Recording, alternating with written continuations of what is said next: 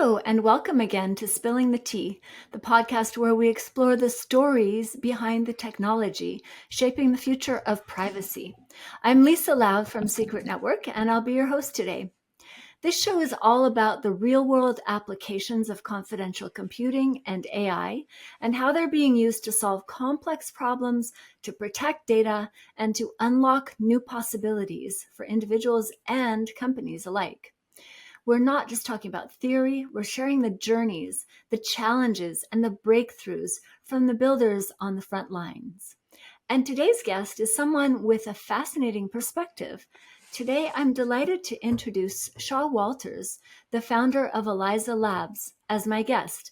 Now, Shaw is the founder and CEO of Eliza Labs, which I'm sure you've heard of. It's the open source platform powering a new generation of crypto-native AI agents. Shaw is a former touring musician turned systems architect, and he's building tools for collective intelligence in an increasingly automated world.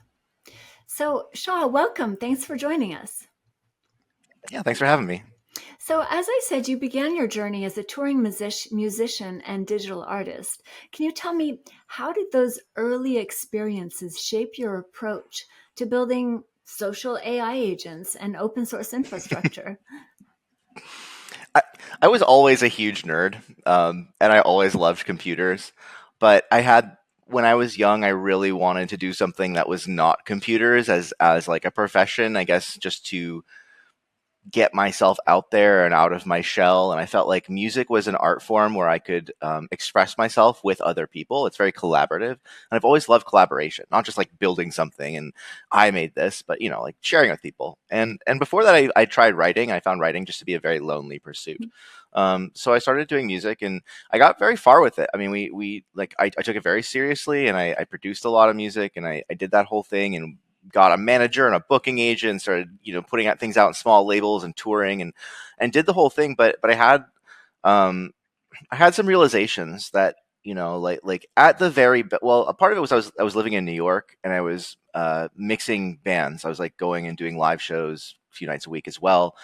Even as I got into tech, I was still doing this a bit. And there were so many good bands. Like there were just so many. Mm-hmm. And that was kind of what shocked me, was not like, oh, everything is crap, but like everything is great. And realistically, my music I enjoy it. I love it. I think I'm doing good, but it's probably in the middle of a bell curve of something, or, it might be something that, while I love and some people might love, it might not be like the pop music thing that's going to be profitable. And I just had to have like a really hard look at like, well, what does it mean to be an artist in this day and age? Like what is my life going to look like when I'm 50 or 60 years old? And it's a real grind. It's I have friends who are older than me who have been more successful than me, but are still waiting tables and working coffee shops when they get off tour and stuff. So I had this kind of thing, and really what happened was, so it was kind of this like, what am I going to do with my life question, and it was at the top of the game. It wasn't like I was struggling. I was like, wow, this is actually going surprisingly well, but still, like the amount of money you can make and all that, it just was not sustainable.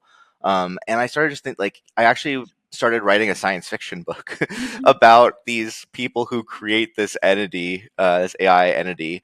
And that sort of got stuck in my head. And I was like, well, sci-fi writing, like what's the impact of that in this world that's moving so fast? Like if I was just taking programming seriously, like really, really seriously, then I would be able to meet this moment. And this was a long time ago. I was like, if I do this for 10 years, in 10 years, I'm going to be sick at this. And that was probably like, I don't know, 12, 13 years ago. I kind of made that decision and started getting into this. And from there, I just started like pretty much programming nonstop. And I started working on hardware. Like I got a 3D printer and got into electronics really deeply. And I was just obsessed. I mean, it was like I found that I was actually more passionate about this stuff than I was about music. And usually, I don't know, I think I really think of this as like finding my artistic calling. So I got from there, I met this guy on tour just randomly. And he like thought my band was cool. And he's like, I work at this place called Magic Leap. And at the time, Magic Leap was this really hot augmented reality startup that had just started. And they ended up raising a ton of money and being a whole like kind of flash in the pan sort of thing. But at the time, I was very enamored because he was working with like Sigur Rós, and he probably did the coolest thing I've ever seen in augmented reality, which was this like beautiful Sigur Rós is this band, beautiful piece in AR, and I was like, I got to work for this guy. And so I just started like spamming my Facebook at the time and my socials with like all the stuff I was doing, and eventually he was like, I was like, can I just come work for you? And he's like, Mhm. I'm actually going to quit, but do you want to start a company? And I was like, yeah, dude, let's do it. And so that was our first company. Nice. And he just like dragged me around the world, and I got to meet like Saint Vincent. We worked with Saint Vincent. We worked with Marina Abramovich. I through him, I went and did a music video with Justin Timberlake, and then all this is like crazy, like augmented reality, volumetric capture. I was coding all in Unity, and I'm meeting all these people, and like just my world just totally changed, right? Because he was like in that world, and as a programmer now, I was like in this like, wow, I'm like more of a rock star than I ever was as a musician.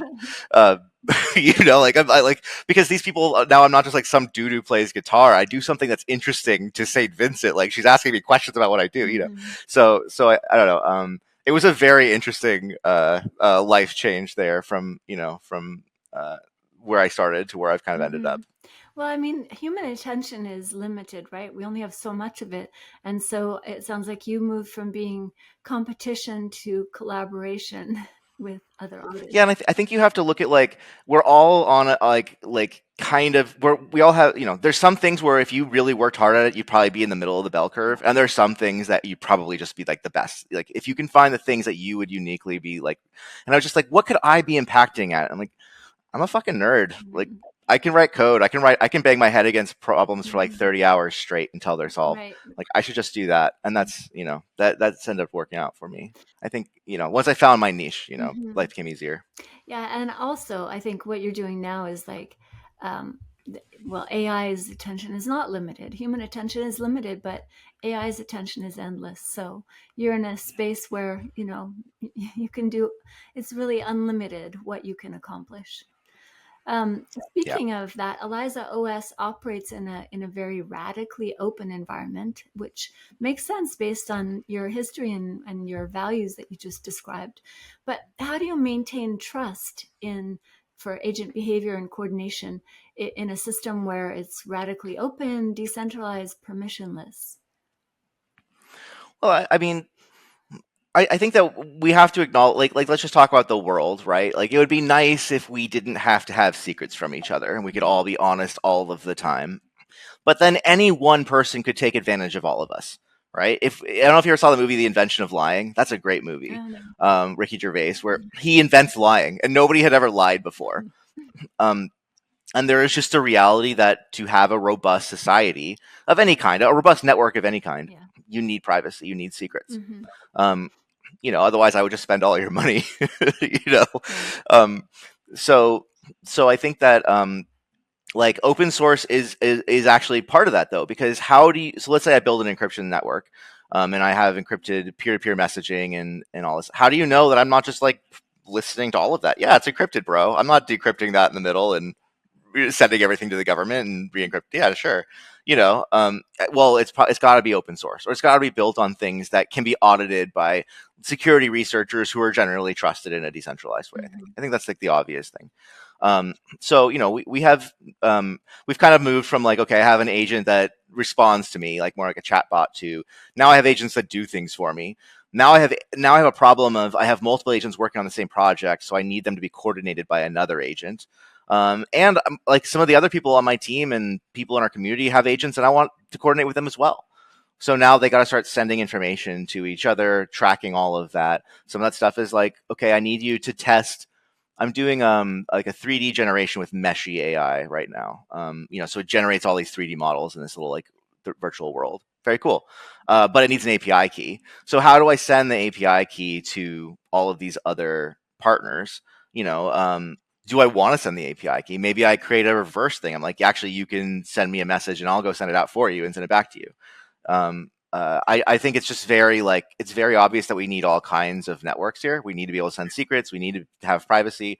And as this scales to like a societal level thing, we really want to like make sure that it's robust to any kind of abuse or a panopticon or whatever. Mm-hmm. Um, I do worry, like I've kind of gone back and forth on this. Like there's a practicality of having the agents communicate with each other that I think is very necessary.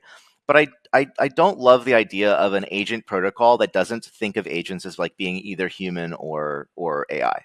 So, I've seen some like very like agent protocols, and what I'd love to see is our whole thing has been like the agent protocols are human protocols. Like the benefit of this technology, why we use large language models, is that they speak our language literally, as well as kind of figuratively in terms of like how they communicate with us. And they can then, instead of like it allows us to make everything a little bit more observable to us Mm-hmm. and not Right. opaque. And so I'd say like if we can build those systems in a way where we can see what the hell is going on, that's probably better than Right. if the AI starts like speaking its own language, Right. Well, and I we're just mean, like, I don't know, it just this kind of, show is called "Spilling the Tea," and T refers to trusted execution environments. And hmm um, it, a trusted execution environment is not necessarily a hardware secure enclave. It's a concept, right? And it's about hmm secure, verifiable computation. And I think what you're talking about is that your agent coordination model kind of serves as a social trusted execution environment for for the community and for community-based interactions. Would you agree with that? yeah. Yeah, cool. Yeah, although of course, like Fala is a heavy contributor to Eliza OS, and we we do like also use TE as well, Yeah. because I think that's a big part of it. Is like the protect the agent being protected from what it's own thinking, the operator being Mhm. protected from some of the liability. I think there's a lot of benefit there, Mhm. to that as well. You know, So but yeah, I think we need all of these things. something you often say is that coordination is the real killer app for AI agents. Can I ask you, what are some of the biggest coordination failures you've seen in DAOs or government systems? And how did agents help? How can agents help to solve them? Oh man, let me count the ways. I love DAOs. I've been part of several DAOs, and I think of DAOs as like there's sort of the Moloch DAO, like on chain, everything is on chain. It's extremely programmatic, and that works really well for a few things like investment DAOs, where it's just like, hey, I put money in, we put the money out, we split it right. And I think those kinds of things, like it's actually like a very efficient mechanism, right? And it's already kind of perfect in if your goal is to invest money. I think like a Moloch DAO is a great mechanism, but then people start to try to inject governance into it, and that's really where things become Yeah. complicated. Hmm. And like pretty much everyone eventually ends up at some version of the United States, where you have like some kind of dictatorial leader who just gets shit done, but then they're obviously checked by some council, and then you have like a security council who's kind of Right. like the supreme. It's kind of like that kind of thing.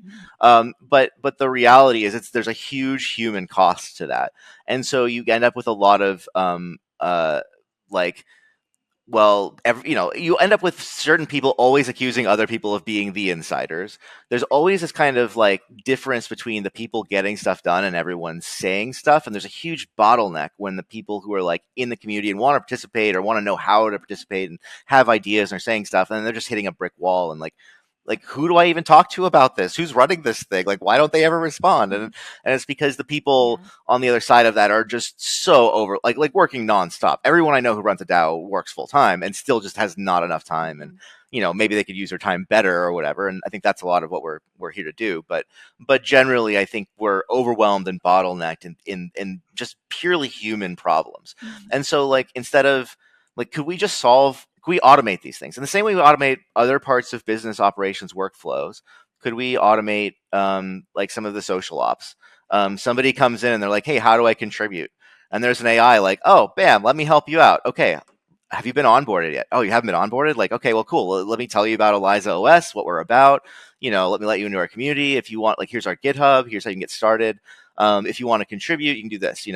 And then that's just like saved us like 2 hours of yapping on Discord with some random person in like a one-to-one experience. It's just not scalable, Mhm. and we can do that with every single person who comes in. And then someone comes in, they start posting spam, and they're scamming people, and bot just kicks them out. Same, Mhm. it does that part too. Right.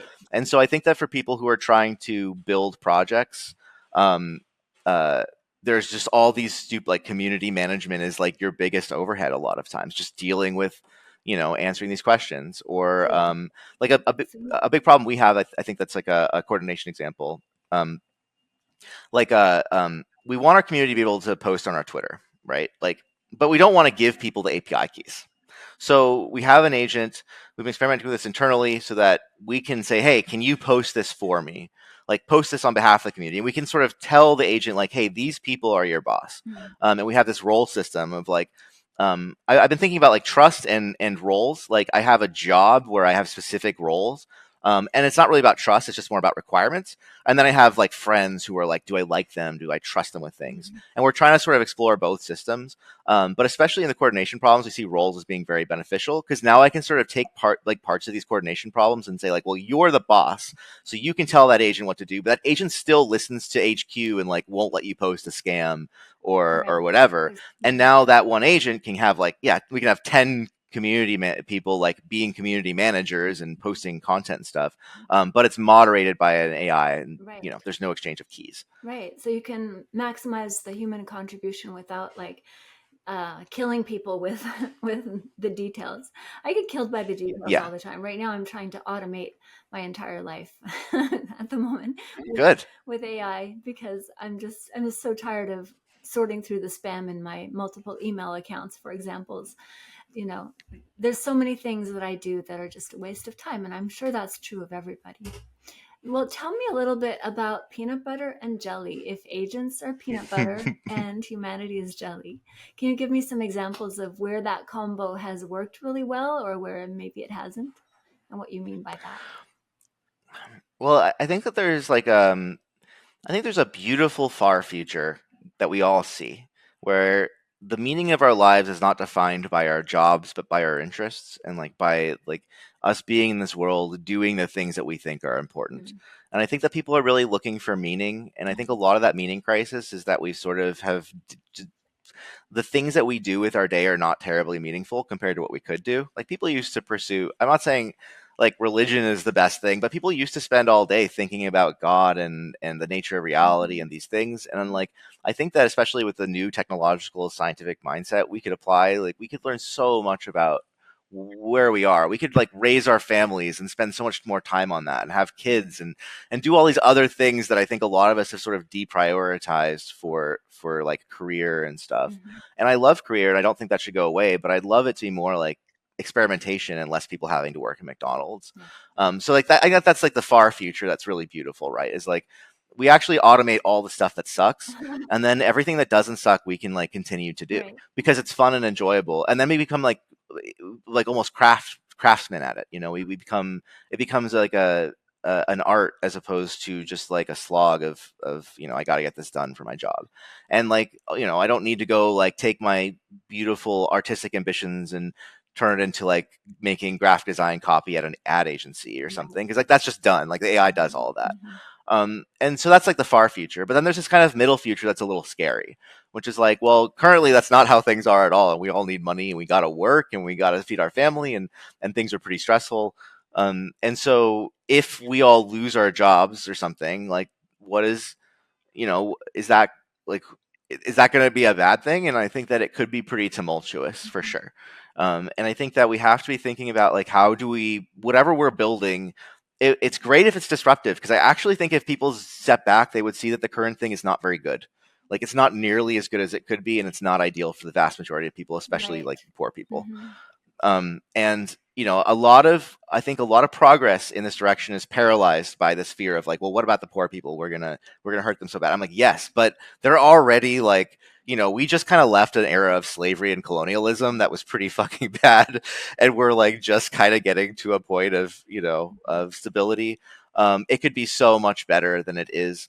And we sort of have to rip the band-aid off in some ways and start to build like immersion systems that change the narrative and just Yeah, change the way that's things are. definitely one perspective. There's another perspective that I've been hearing a lot lately, and wasn't. What do you think about the MIT study? I'm not sure if you saw it, that just came out that looks at the brain while it's using AI. It's very damning. It shows that our brain function is much lower when we're talking to AI. We're not using our thinking capacity, and there's been concerns that the next generation that is AI native will end up not having the capacity to think and solve problems because they'll just delegate all their problems to AI. I sort of I think that those people are using AI wrong. Um, I don't just sit here and like tell AI to do something and watch it. I have 20 windows open. I have a screen, a 49-inch screen with 4 desktops, and each of them has like 8 virtual workers. I can send you a screenshot. It's pretty nuts. And I just go between them, and it's like a nonstop, hyper intense video game, and my brain is very active. Right. I'm getting more work done in a week than I used to get done in 2 years. Please send me that Um, screenshot. I want to see how you're doing that. I use a lot of Claude Code and I Mhm, use a lot of Cursor, mhm, and then I also what we're doing with Eliza is basically Eliza writes its own code now. mhm. We've been just really, really leaning into that and standardizing everything so that it's like very on rails for the agent. The latest version of Claude and the auto coding stuff is actually like legitimately like better than the vast majority of Mm. of That's programmers because it wonderful. writes tests and Mhm. it doesn't just deliver code that's like working or whatever. It delivers code that's fully tested, which is like actually really hard. I've been using Windsurf, and what I like about Windsurf is that it like takes the 360 view. I haven't tried Cursor yet, but I'm just wondering, have you tried Windsurf? I haven't. From looking at it, they seem quite equivalent. The main differences are going to be in like the prompt engineering and a few of the UX stuff. Right. I'm really enamored with Claude Code now, though. Yeah, So I kind that's of what I'm think that that's hearing. the future. That's what I'm hearing. So that's Um, where I'm going. yeah. Anyway, not to take us off topic, but that's great. But just what else do you want to share? Like you've talked about expensive visa Well, programs. You've talked about, the competition that could happen with big tech for Eliza. Where do you want to take the conversation to end it up, close it out? hmm. I think these are all interesting things. I actually think that you know I think this thing you just kind of brought up though of like a lot of people are not adopting AI because they're afraid of it, Mm-hmm. and there are a lot of studies that are obviously producing narratives that are going to scare people like that. And I guess part of why I'm here is also to challenge those narratives. And I'm not to say that they're wrong, Mm-hmm. but to be like a voice on the other side. Like, wait, like this stuff is great, right? That like you like. Do you remember like 10 years ago when you just walk around and you'd have a question and you'd be like, well, I guess I will never know the answer to that question, Yes. and that's just like not a true anymore. Yes. I know the answer to anything I ever wanted to Mhm. know. And I mean, if it's knowable, or I know that it's not known yet. Can you tell me where my keys are? Because that's the question I wander around thinking. I wish I knew. Well, you should get a the Apple tracking things. It's changed my life. I used to spend like half hour a day tearing my room apart. Yeah. Uh, so yeah, no, it actually can. Yes, if you have If you prepare the it. Apple Yeah. integration, it can tell you where your keys are. Yeah. Yes, I use that. Um, and you can imagine that the agents will soon be able to be integrated with that because now there's Mac agents that can actually just go in and use That sounds that'll be so fun. great. I would save so much time every day. And that's it. Like you're not saving time. It's not like taking away the things you enjoy doing. It's taking away like you don't want to go and check your freaking Gmail and delete 20 emails a day. Like that's No. the worst Yeah. experience. But You how know. would you? Okay, so I understand you're using it in a way that keeps your brain active and that it's very possible to do that. I think the concern is that um, there are going to be people who use AI in a way that isn't ideal and that become very passive and don't take responsibility or accountability for their lives. And I think that's the concern. How would you answer that objection? I think maybe this is like a values thing, but I think that we don't necessarily give enough weight to personal responsibility in these situations where like Mm, if a lot of people are getting enormous value out of something, then we shouldn't take it away or dumb it down because other people are not able to get value out of it. We are not all the same. right. We're just not all equal in any kind. We are all evolved randomly from genetic material that we barely understand, and we're Mhm. all quite different. Um, it does. We don't all have to be the same, and that's okay. But like we just, like some people are going to get addicted to drugs. Some people are going to be addicted to gambling, but it doesn't make like Ethereum bad because Pump Fun exists on Solana. You know what I mean? Like And video I think that games. there's always going to be, we just have to press forward with like, this is obviously going to make most people's lives better Right. in many ways. Most people having more access to knowledge and being able to get things done in their lives and automate stuff is almost certainly better than them like slogging through. Right. And yes, it will replace people's jobs, but like, did they really want to work at McDonald's? I think what they wanted to do was they wanted to feed their family. Yeah, they I want think a that was paycheck.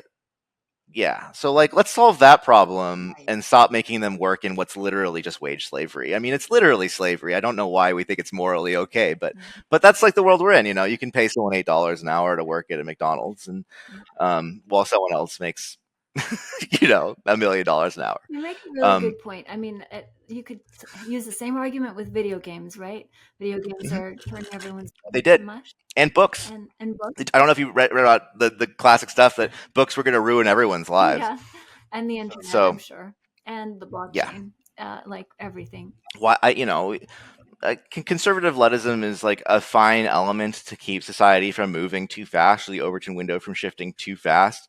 But it's always been wrong. Right. Like you know. Yeah.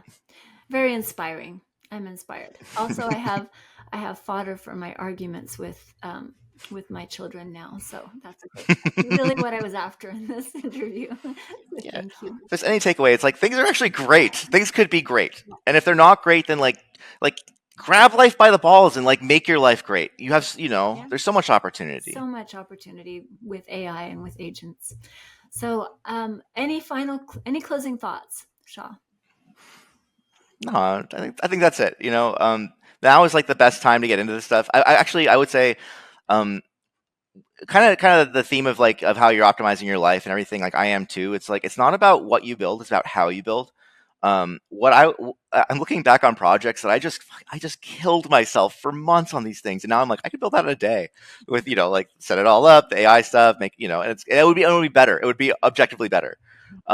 And I think that the more we can optimize like how efficient we are, the more we can do without having and if people want to have some kind of work life balance but still like crush it at the a very very high level, I think that thinking like a GPU and like how can I parallelize as many things in my life going on at the same Yeah, time, yeah.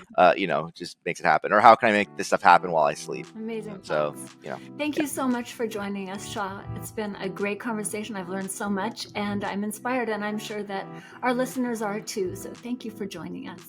yeah. Thanks so much for having me. Good chat.